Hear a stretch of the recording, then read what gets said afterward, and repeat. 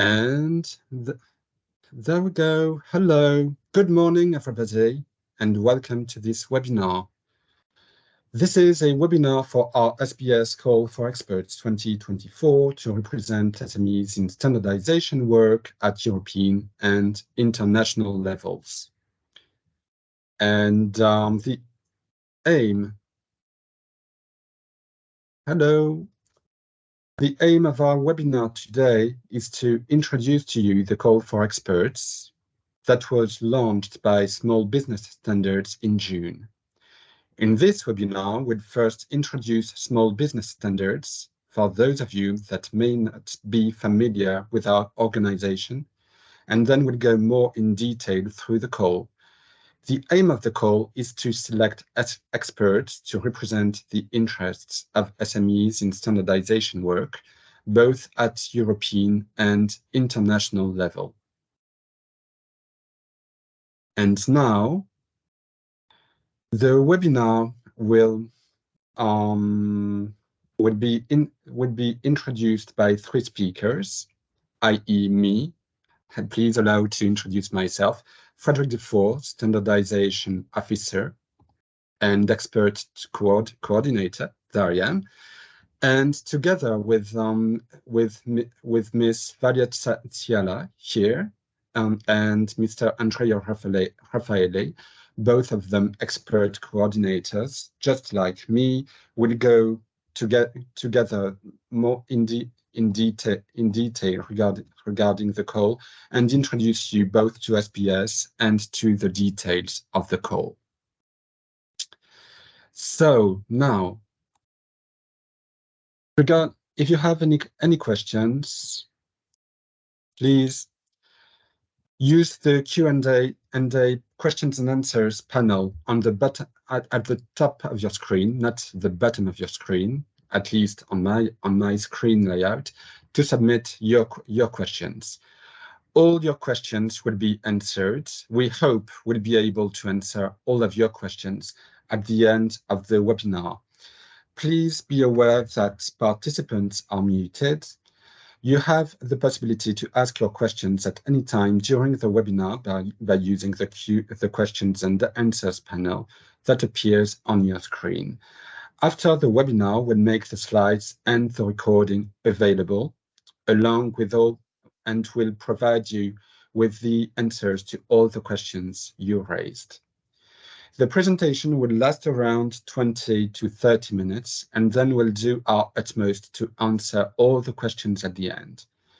If we reach the end of the webinar and we aren't able to answer all the questions, please don't worry. Don't worry, we'll provide you with the written answers after the webinar, in any case.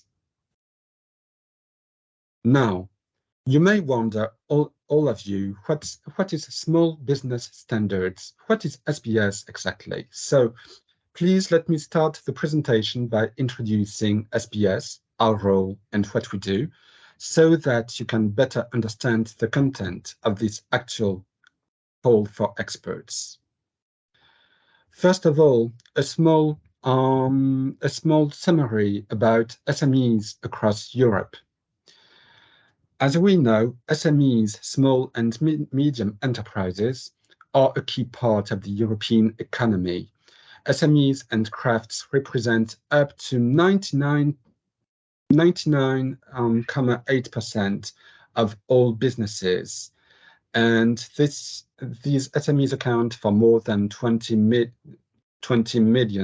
SMEs in Europe and 67% of all jobs. In the EU's private sector alone, SMEs account for 2/3 of all jobs. And SMEs also represent 57% of the gross value added. And SMEs, therefore, are potentially the greatest users of standards. And please bear in mind that at European level, more than 1,500 standards are delivered every year.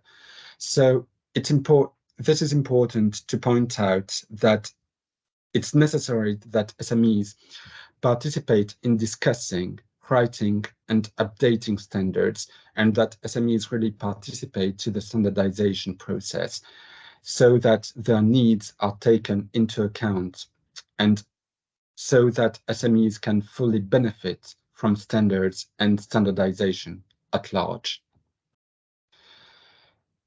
SMEs in Europe are based on one motto: think small first. Well, SMEs are really economically important in the EU, and on the other hand, standardization activities are really increasing in the EU. But there's a big but: SMEs keep being underrepresented in standardization. Indeed, the participation of SMEs in the standardization process is low compared with their importance within the EU economy. This is due to many reasons, but the main one is quite often a lack of awareness about standards and their benefits and impact. There's also a lack of knowledge about the standardization system and the standardization processes, and about how the world of standardization is working and the resources to get actively involved. And this is one of the main reasons why SBS is here, why SBS exists. One of the main roles of small business standards is precisely to give SMEs in Europe, to give European SMEs a strong voice to ensure their interests and needs are duly considered in the standardization process. We also have to bear in mind that there is a current legislative framework and that SBS is recognized by the EU Commission as what we call an Annex 3 organization. Indeed, SBS is mentioned as an organization in the Annex 3 to Regulation 1025/2012. And indeed, another reason important why SBS is essential is that this regulation, EU Regulation 1025/2012, was adopted in 2012.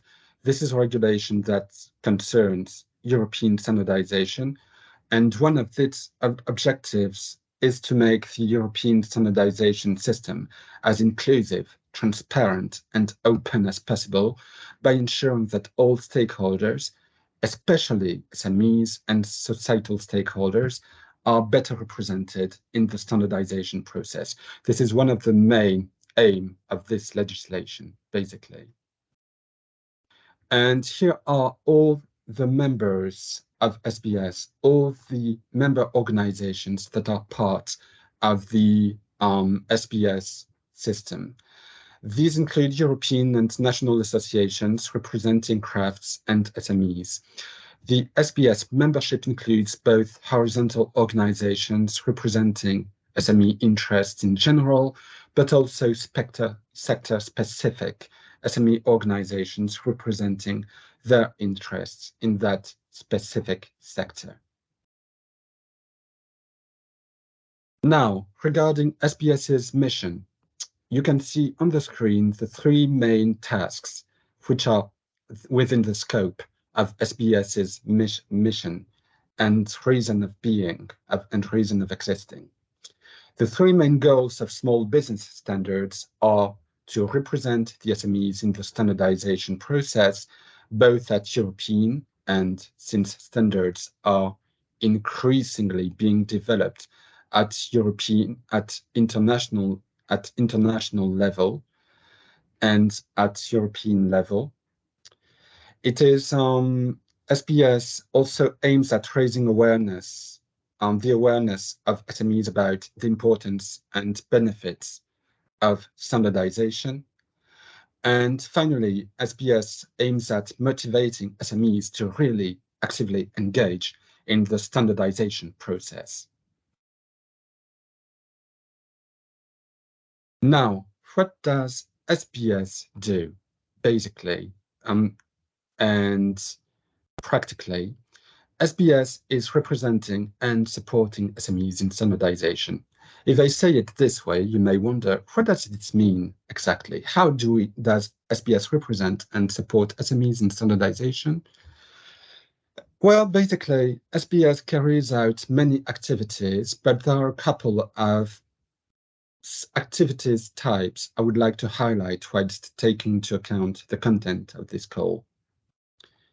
From the technical side, one of the main ways to ensure the standardization process is to consider the needs and interests of SMEs, in particular by appointing SME experts to relevant technical committees and working groups at European and international level.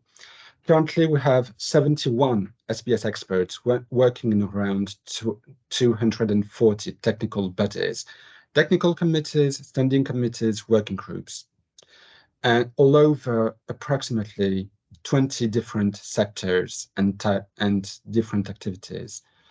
These include a wide range of sectors such as construction, consumer products, services, textile and personal protective equipment, digital technologies, just to name a few.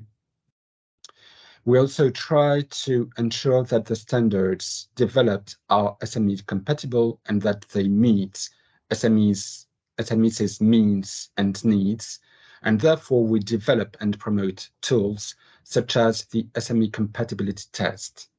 We developed this test to be able to assess whether standards really take SMEs' needs into account. To reach this goal, we also participate in the SEN and SENELEC technical boards, which are the ones taking decisions on issues such as the creation of new committees, new work items, and so on. Now, this was at technical level. At political level, policy level, we participate in the governing bodies of the European standards organizations, which are SEN, SENELEC, and ETSI. We also follow up and make comments on policies related to standardization to ensure standards really take SMEs' needs into account. To reach this goal, we also participate. Moreover, SBS also acts as an observer in the European Commission's Committee on Standards, which allows us to comment on draft standardization requests given by the Commission to the European standards for the development of standards in support of specific European legislation or policies. And now, please let me hold the floor to Valia, who will now give you a broader information regarding the call for experts itself and its actual content. Valia, this is for you. Please hold the floor.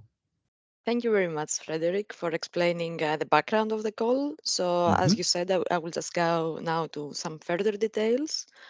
As Frederick mentioned, there are many ways in which SBS ensures that SMEs' interests are taken into account in the development of standards.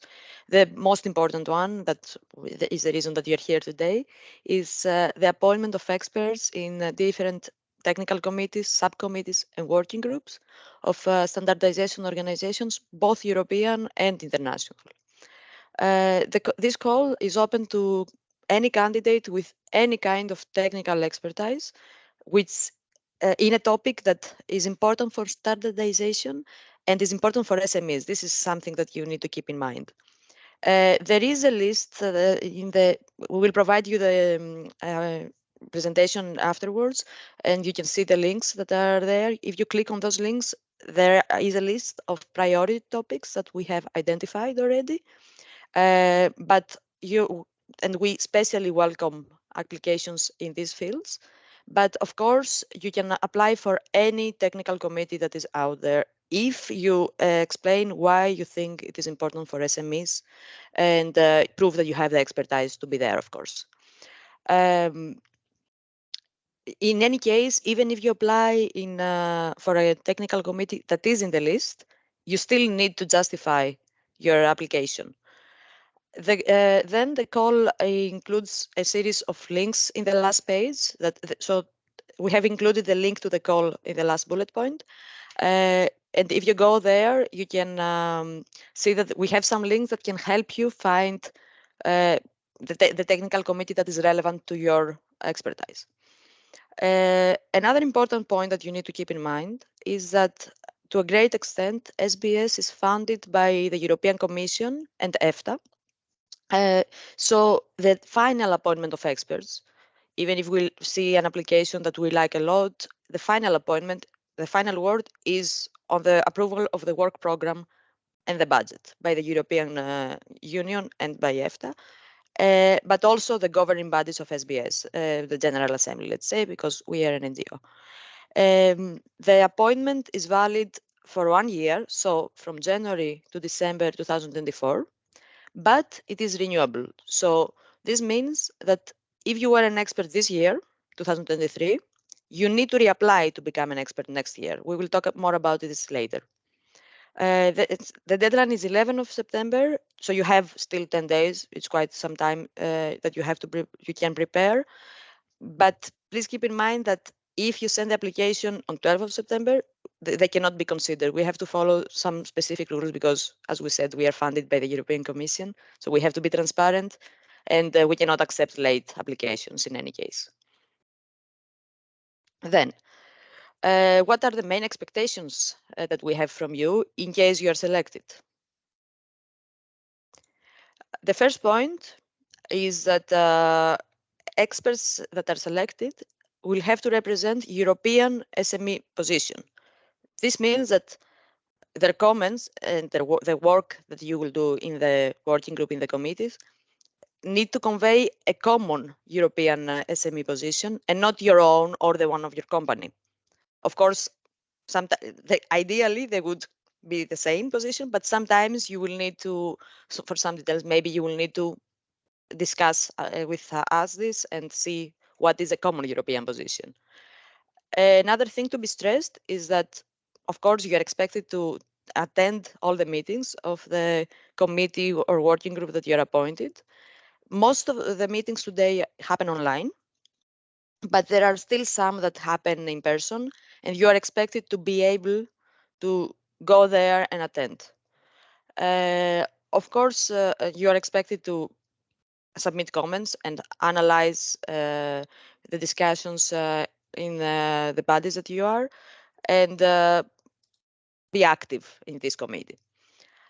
Something to help you, how do you ensure a European position? There are many ways that I will go through in this presentation. And one of them is the SME compatibility test. Frederic already mentioned it. It's a tool developed by SBS to assess when that the standard being developed meets the SME needs or it doesn't. So if you pass the test in one of the standards that you're working and the test tells you that there is an aspect that could be better, then it's already a guide for you to give your comments in the committee. So it usually helps provide some comments and to make them more SME friendly in general. Another way to ensure an SME position is that each expert appointed is allocated to an expert coordinator. All three of us, Frederic, me, and Andrea, we are expert coordinators. So SBS staff has quite some of them, and experts need to report their activities. So in the beginning of the year, there is an action plan that you can say what will be the main fields of actions. And during the year, there are 2 activity reports that it's what this name says. You just report, you update what were the main developments in the TC, what your actions were, and what issues you need help addressing, because sometimes, of course, one person cannot solve everything. So it's better if SBS is aware of the issues and can take action in a different level. Then there is also a working group organized by SBS. Frederic before mentioned some sectors. There is construction, there is PPE, personal protective equipment. There are different sections that we have many experts with, of course, working in different products or TCs. But we try to organize working groups. And there we discuss what would be the common position that we will all bring forward to our TCs. Sometimes, of course, you may apply to a committee that is different, that doesn't fall into these sectors that we have organized. In this case, you would have to create your own committee with other SME experts that know the topic to ensure that it is not your own position, but it is something approved and endorsed by SMEs more in general. There are also some expert meetings during the year that you would need to attend at least once per year that discuss more general standardization trends, and that is good that you are aware that they're happening. And depending on the work that you're doing, also you may be requested to contribute to other activities, for instance, giving a speech about your work or writing an article. But this is not depend. We would ask, like the expert coordination would ask you to do this. Then there are some eligibility and there are some selection criteria that we would like to look over. These ones, the eligibility criteria, means that without fulfilling this, the application is not even considered. So it is very important to keep in mind. You need to reside in an EU country or an EFTA country. What is residence? Residence means the place of employment, to put it simply. If you are you have a nationality that is non-European, but you work in a European country, that's not a problem. Keep in mind that UK is not in this list anymore, so it's something that that we have to keep in mind. Then your application needs to be backed with a support letter of an SME association. What is an SME association? It can be a member of SBS that we saw in the map before. These are all recognized SME organizations. It can be an association that is not yet a member of SBS, but it has to be clear that they represent the interests of SME. It cannot be an SME itself, so it cannot be an SME company, but so it has to be an association of different SMEs. This is something that many people make the mistake and are not sure. If you're not sure, you can always send an email and ask if I have the backing of this association. Is it accepted? Then we would be happy to answer. Also, we cannot accept support letters that are signed by the applicant themselves. It may happen that you are the president of an SME association. Then you will have to ask a colleague of yours to sign it. You cannot sign it for yourself for credibility reasons, as we can understand. There needs to be also an agreement to co-fund part of the lump sum paid to the expert. The sums will be described later. They are different for European and international appointments. And this one, you can provide it yourself, the co-funding. It doesn't need to be the association or a company providing, but you need to specify this in the application. We need to know that. You need to accompany, of course, the application with the declaration of absence of double funding and absence of conflict of interest. What does it mean? If an applicant is already participating in a technical committee as part of a national delegation, let's say, as part of AFNOR, France, sometimes this may be incompatible with being an SBS expert. When you are there on behalf of SBS, you need to be able to defend SME interests. So sometimes national delegations may have, if you're both in a national delegation and SBS, you may have conflicting opinions. So the conflict of interest is that you are able, if you're appointed by SBS, to defend SME interests. So this is more or less this. Of course, it doesn't mean that you are not, if you become an SBS expert, you should stop participating in national bureau committees, just that you are allowed to express the SME position. So I hope this is a bit clear. Then the selection criteria. You would need to prove in your application that your background is SME oriented. This is something we look very closely. So in your application, you have to explain why your opinions will be SME oriented and not representing something different. Also, you need to, of course, prove your expertise for the proposed committee or working group and how you gained it. It can be very obvious through your CV, or it may not, so you need to explain this. And as I mentioned before, do not forget to explain why the proposed committee or working group is important for SMEs. It is crucial that you speak good English, because all the meetings are held in English and your comments need to be drafted in English. You can prove knowledge of standardization and your communication skills in the form of motivation letter, for instance, or through your CV, or if you have been a member of national committee, it's very easy to prove that you understand how standardization works. And then I see that there are some reapplying experts that I will explain later what is the difference. The things are a bit different because they are judged based on the quality of the work that they have been already doing for SBS, such as the delivery of reports or the participation to the committees.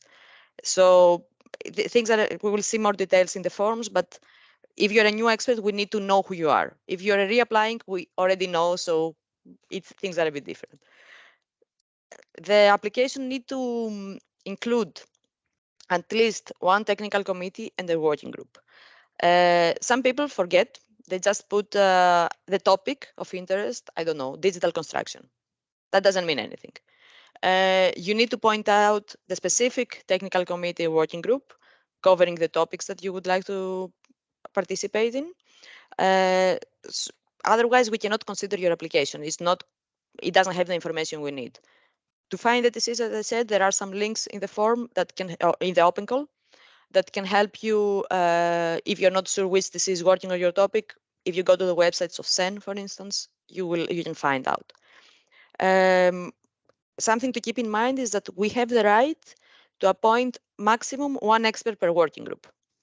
We can have experts under the same technical committee, but in different working groups. We cannot have two experts in the same working group. It's the same stands for the plenary. Only one expert. We can only have one representative in the plenary. So, and also, if you are in a working group of a TC, of a technical committee, we have to have someone in the plenary of this working group. So, to make things clear, we only have one expert representative. If you're the only expert in the working groups of this committee, it will be automatically you. But if there is already another expert, we will need to decide. The SBS secretariat will need to decide who is the representative. Of course, if there are many experts working in similar topics, there need to be coordination. You cannot say different things, and this we ensure this via the SBS working groups. You can apply for more than one committee or working group because, for instance, you want to apply to a working group and we already have an expert. It's a pity. You're encouraged to, if you have expertise for more than one working group, you're encouraged to include them in the application so that if your first choice is already taken, but we really like your profile, we can always appoint you to the second choice. Let's go to the actual content of the application, how it looks like. There are two types of applications, one for new applicants and one for reapplying experts. What is new applicant? New applicant means that you were not appointed by SBS in 2023. If you applied in 2023, but you were not selected, you're still a new applicant. You need to make the same application. If you were an SBS expert in 2020, but then for personal reasons you stop and you come back, you're still considered a new applicant. So reapplying experts are only the ones that are appointed right now, 2023. So there are two different forms. Let's see the one for the new applicants that I see that are the most people that are online. The first part is very simple. It asks your personal data so that we have them and we can contact you in case we have questions or if you are appointed. Then you, as we said, indicate the reference to technical committees, subcommittees, and working groups that you're applying for. If you forget them already, we don't look further in the application. You have to apply to a minimum of one working group and the committee, but as I said, it can be more than one. You need to also include an indicative list of meetings of this committee that you are proposing, when it's possible. Of course, sometimes the application is now, some technical committees don't have their calendar for next year, So this is completely understandable. You don't need to stress, but it's good if you know that there are meetings plans, please include them. It is very important to indicate what type of contract you apply for. You can apply to become unpaid position. We will talk about this later. And you can apply to have European funding or international funding. A common mistake there is that you are applying for a committee in European level and you ask to be paid as international. This cannot happen, as you can understand. If you want to apply for international funding, you need to apply to the international standardization organizations.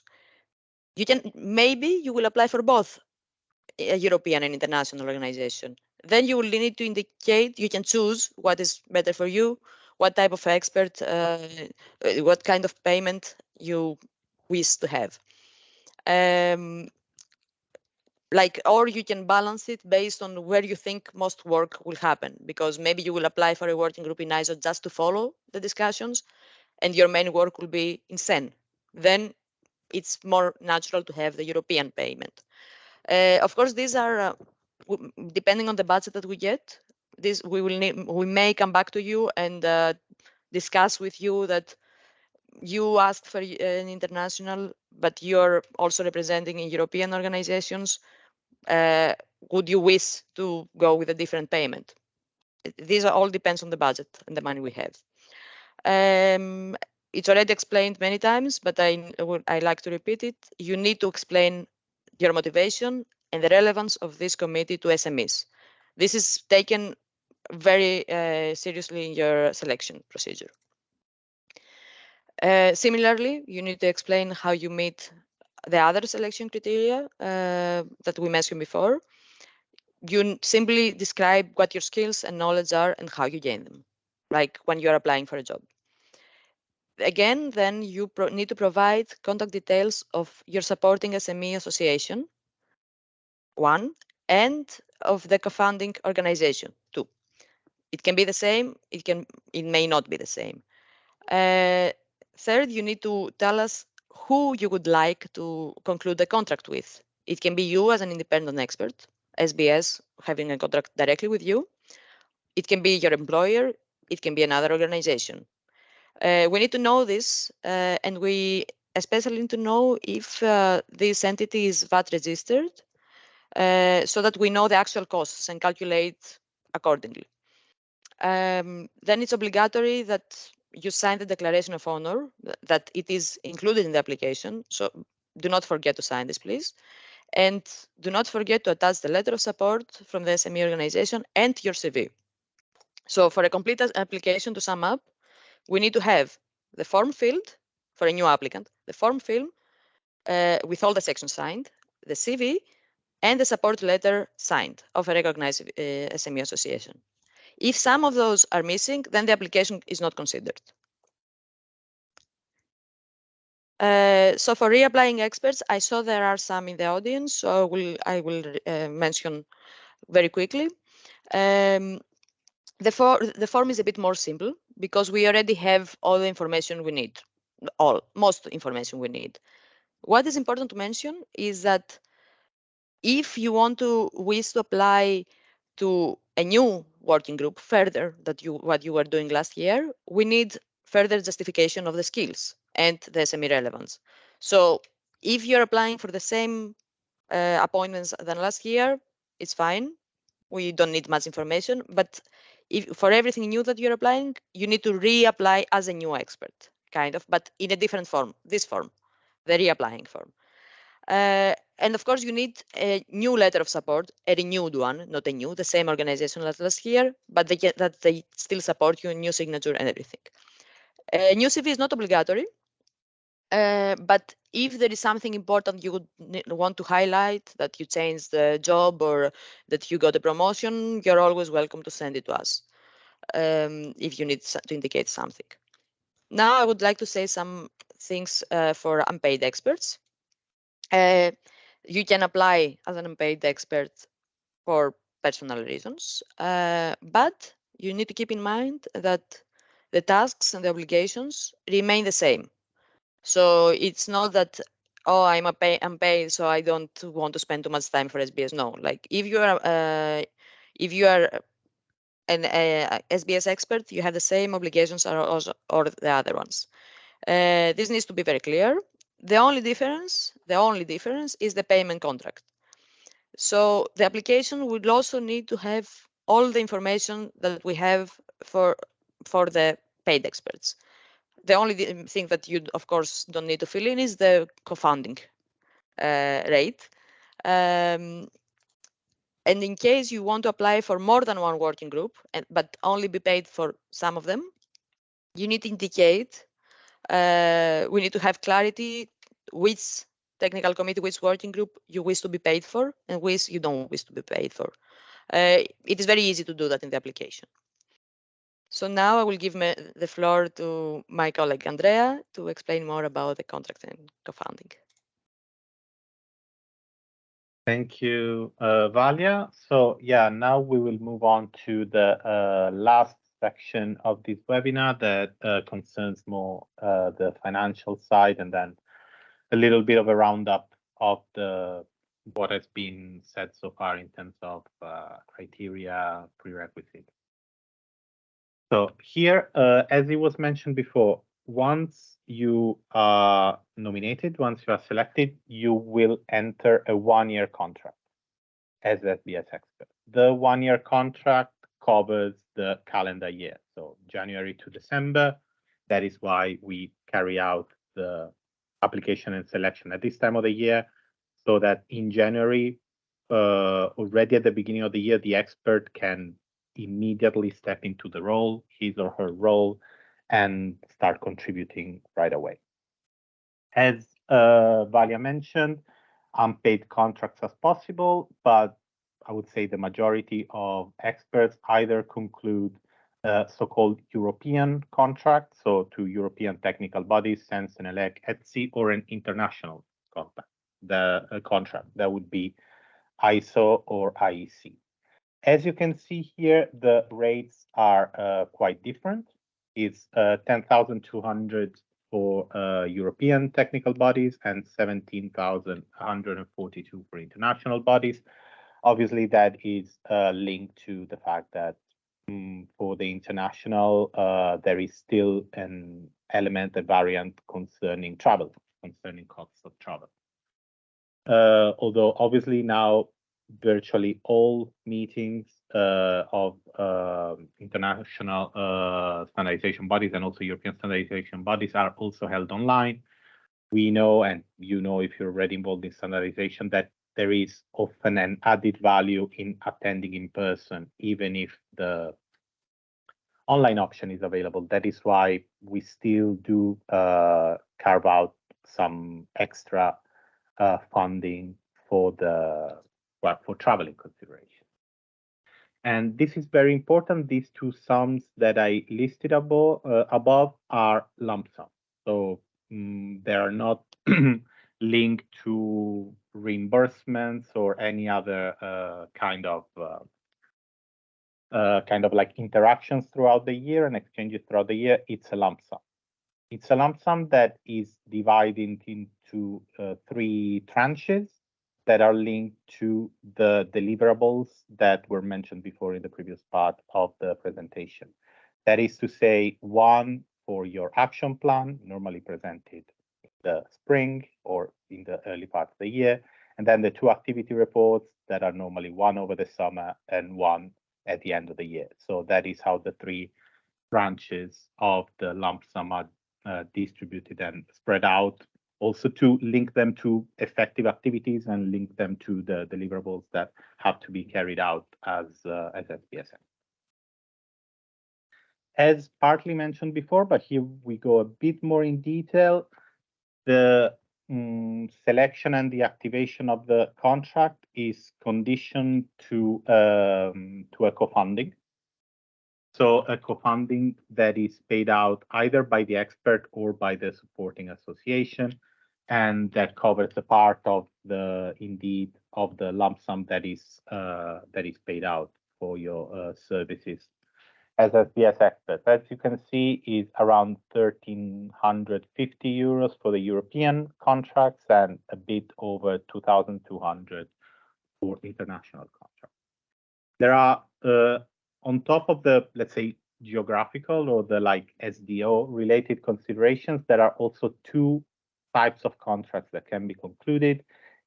For so-called independent experts is directly between SBS and the expert or his company, like VAT, whatever, or between the between SBS and the SME organizations that support, that sponsors, let's say, the candidature and the work of the expert. So this is also one of the things that, as Valia mentioned before, has to be clearly marked in the application form. So candidates will have to, in the application form, have to set out and clearly indicate what kind of contract they intend to conclude in terms of independent or supported, what kind of contract they intend to pursue in terms of European or international. So this is quite important, and also, as Valia mentioned before, for associations, like if it's small associations or you yourself are at the head of association, there would have to be, let's say, another signature. You cannot just sign for yourself. And as I mentioned before, here is repeated at the end, the payments and the lump sum is divided into 3 tranches, action plan and 2 activity reports. The first action plan in the spring or early part of the year, activity reports, first one in June, July, second one in November, December. So here a little bit of a recap regarding the submission of application and deadline, although those are some areas that Valia has already touched in her part of the presentation, but we think that they are quite important to repeat. The deadline for submission, as you know, is in 10 days, is the 11th of September, midnight.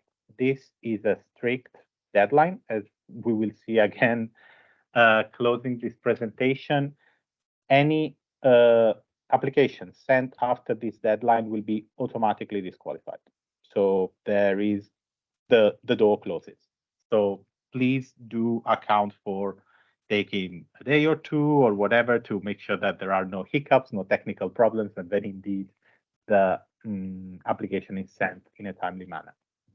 The applications have to be sent by email to the email address that is in the call and that you see here, president@sbs-sme.eu, and all the documents submitted, all parts of the applications have to be submitted in English, since English is the working language and English is the language that you are expected to use in all facets of your work as SBS experts, including the communication with your experts coordinator, should you be selected. And this, again, is a bit of a recap of the necessary information and eligibility criteria. As mentioned before, the expert has to be business-based in an EU or EFTA country. That means that nationality per se is not a barrier at all. What is a criteria is the fact that the person, that the expert has her business based and is based in an EU or EFTA country. Again, other criteria, the support letter or from a recognized SME associations. There can be no self-declaration. There has to be the support letter. Here I listed some examples of different kind of SME associations. You can be an association like SME United, that is a pan-European horizontal association that covers different sectors. It can be something like CPME in France, who is a national SME association that covers many sectors, or something like Digital SME Alliance, that is a European association for SMEs, but that covers only one macro sector, one area. And furthermore, as mentioned already, you need to very clearly include the name, the number and the name of the technical committee or technical committees, if it's more than one that you're applying to. We also strongly encourage you to also list already in your application the the working groups that you will attend to within that technical committee or subcommittee. But please do note that the inclusion of at least one technical committee or subcommittee and its plenary form has to be included. This again is a final reminder. All applications that are incomplete are missing a document, whether it's the support letter, whether it's the CB, whether the application is missing some part, or any application that doesn't meet all the eligibility criteria or is received after the deadline is automatically disqualified. If we get through an application that we really like, but we see that something is missing, it just goes out the window. It's a shame, it's unfortunate, but it's what it is. So please do be careful in submitting in a timely manner and submitting and including all the necessary documents, and make sure that you respect all the criteria. We will carry out over the fall, over the autumn, the selection process, and you will be informed of the result of the selection process and your eventual hopeful appointment towards the end of the year, most likely in December, so that already at the start of 2024, you can step into your role. For any further question related or for any guidance in filling in your application or for any pointers that you might need, obviously we have the QA now that will open after I will finish talking. But also, please do make sure to follow up if you need. We will be available to give you written answers as well. So it can be a follow-up to the documents sent after these meetings or directly to our main email address, that is info@sbs-sme.eu, or reach us even over the phone, and we will be more than happy to offer you some guidance or some clarification whenever needed. So that is it, and the floor is open for questioning. As the colleagues have said, please do use the Q&A section that is at the top, in the top band of your screen, and make sure to put them in writing. And obviously all the questions that you might have questions that cover all three of our, let's say, sections of the presentations, and obviously we are at your disposal to answer them. Thank you. Yes, thank you very much. Please, you may ask your once again, you may ask your question in the Q&A section, which you'll find in the bar at the top of your screen. So please don't hesitate.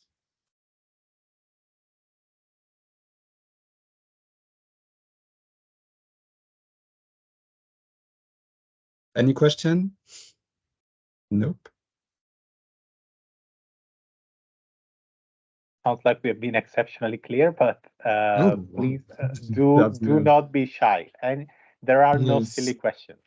So feel free to ask any. Whilst we're waiting for questions, please let me outline that we'll have. Oh, here's one question, which is in the chat. So I'm a little confused with the number and title of the TC Standing Committee Working Group, TCSCWG. Where do you find such numbers? Does it have to be linked to an existing regulation body, ISO, for example? Basically, if you apply to work as an SBS expert related to a specific field, you have to be all specific up to the point of mentioning the name of the ISO or SENELEC technical committee or standing committee or working group, which is dedicated to this very field. You can find the list of these TCs on the SEN and SENELEC website, as well on the ETSI and ISO website, if we're talking about an ISO TC, SC, or working group. Andrea, Valia, do you have any further information to add in that respect, please? Just as I said, in the open call, you have some links in the last page, in the end of the application. If you scroll down, you have some links to this website that Frederick mentioned. Yeah, and I see Andrea is posting there, for instance, where you can see the list. It's always helpful. There we go. So, yeah. In the lobby. Any further question or any further piece of information which you need, please? I see that Maitane is showing the links also. So if you click there, you should be redirected directly to the committees. And a further question, how do we get aware of the indicative list of meetings of the above mentioned TCs, SCs, working groups? If we reword the question, we mentioned at a point in the presentation that that for your application you needed to insert the list of meetings related to the very TC and working groups or standing committees which you apply. And the question is, how can I find the list of meetings, this indicative list of meetings? Basically, you have to the best thing is to have prior access to the documentation or be in contact with the technical committee or working group. It's not always easy to do so. I know we know it. So that's why there is the word indicative. So try to provide this list of meetings as precisely as possible, knowing that sometimes it's not always easy. And Andrea, Valia, any further piece of information in that respect? This is a sticking point indeed. Not really, but I mean, as you said, Frederick, is an indicative list. It's not something that we expect has necessarily forcibly has to be filled in. That is more, for instance, if an expert has been involved in a technical committee, for instance, I don't know, on behalf of their own NSB or in other capacities, and they know, okay, in this committee, more or less, there is 3 or 4 working group meetings a year and 1 or 2 plenaries a year. They can indicatively say that, but it's not a strict requirement to actually do list that, because often at this stage it's still not known what the calendar of meetings might be, even sometimes for the rest of the year, let alone for 2024. Yes, indeed. Okay, I think we have a question in the Q&A. Please, could you explain a little bit more the kind of contracts? Is it possible that the signed will be the SME where the expert is working? So again, as I said before, there are these 2 kinds of contract. That is, again, between the as a supported expert or as an independent expert. Normally, for supported expert, we do intend an SME association, not a single SME.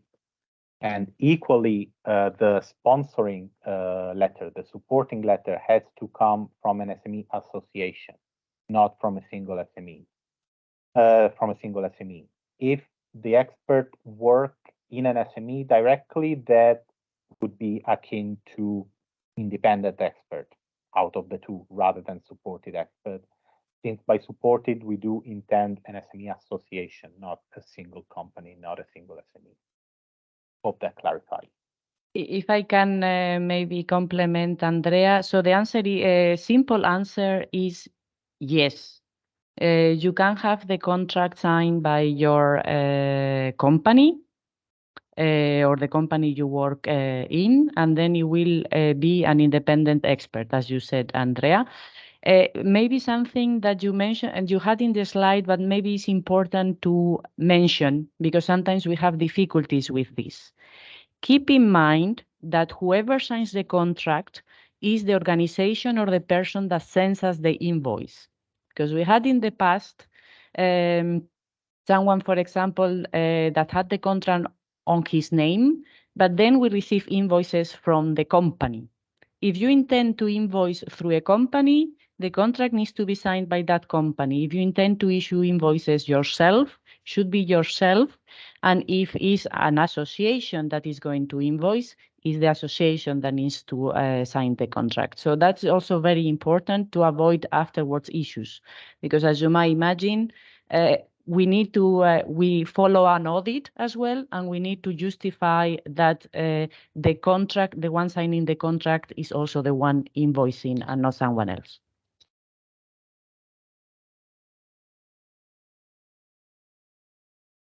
And now, any further question? Anybody? No?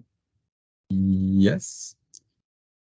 So I think we may close the meeting now. Thanks to all of you for participating and attending to this meeting. Just one final note. You'll all be provided after this meeting with a link to the presentation, as well as with the list of questions and replies. And so but if you need any further information from us, if you have any further question, please don't hesitate to contact us at SBS by email or by the phone. You will find our contact details on the presentation itself. So thanks to all of you for attending. That was a real pleasure for us to introduce you with SBS and the way SBS experts are working with us. And have a great day. Thanks a lot. Bye-bye.